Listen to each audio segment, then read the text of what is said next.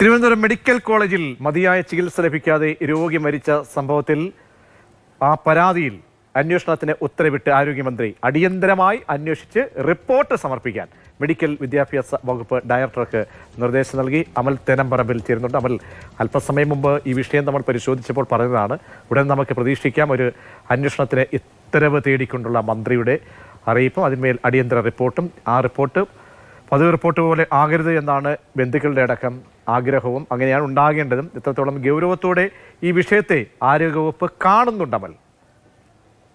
എന്തായാലും ഈ വിഷയത്തിൽ ആരോഗ്യമന്ത്രി റിപ്പോർട്ട് തേടിയിട്ടുണ്ട്. എന്താണ് സംഭവിച്ചത് എന്നുള്ള കാര്യം പരിശോധിക്കാനാണ് മെഡിക്കൽ വിദ്യാഭ്യാസ ഡയറക്ടർക്ക് നിർദ്ദേശം നൽകിയിരിക്കുന്നത്. തിരുവനന്തപുരം മെഡിക്കൽ കോളേജിൽ വേണ്ടത്ര ചികിത്സ ലഭ്യമായില്ല എന്ന ഓഡിയോ സന്ദേശം പങ്കുവച്ചാണ് ഒരു മനുഷ്യൻ ഈ ലോകത്തോട് വിട പറഞ്ഞത്. നിലവിൽ എന്തായാലും ഈ വിഷയവുമായി ബന്ധപ്പെട്ട് കുടുംബാംഗങ്ങളടക്കം പ്രതിപക്ഷമടക്കം അത്യന്തം ഗുരുതരമായ ആരോപണമാണ് ഉന്നയിക്കുന്നത്. വിഷയത്തിൽ വീഴ്ച വരുത്തിയവർക്കെതിരെ കൊലക്കുറ്റത്തിന് കേസെടുക്കണമെന്നുള്ളതാണ് പ്രതിപക്ഷ നേതാവ് പറഞ്ഞു വെച്ചത്.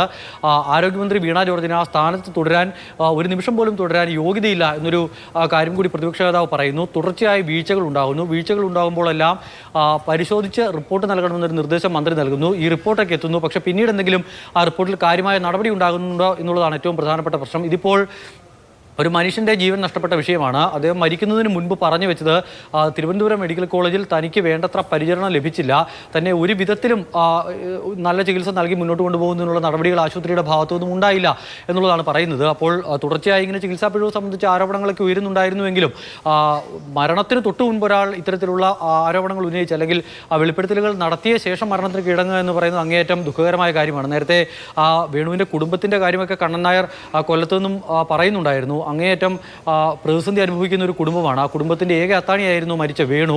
അപ്പോൾ വേണുവിൻ്റെ ഒരു അസാന്നിധ്യം ആ കുടുംബത്തെ എത്രത്തോളം പ്രതിസന്ധിയിലാക്കുന്നുണ്ട് എന്നുള്ളതൊക്കെ മനസ്സിലാക്കാൻ കഴിയുന്നതാണ്. അങ്ങനെ ഒരു ചികിത്സാ പിഴവൊക്കെ ഉണ്ടായിട്ടുണ്ടെങ്കിൽ ആ കുടുംബത്തിന് കൃത്യമായുള്ള നീതി ലഭിക്കണം എന്നുള്ളതാണ് പ്രധാനപ്പെട്ട വിഷയം. റിപ്പോർട്ട് ലഭിച്ച ശേഷം മന്ത്രിയുടെ ഭാഗത്തു നിന്നും എന്തെങ്കിലും നടപടിയൊക്കെ ഉണ്ടാകുമായിരിക്കും. പ്രതീക്ഷ. ശരി, അമലാണ് വിവരങ്ങൾ നൽകിയത്.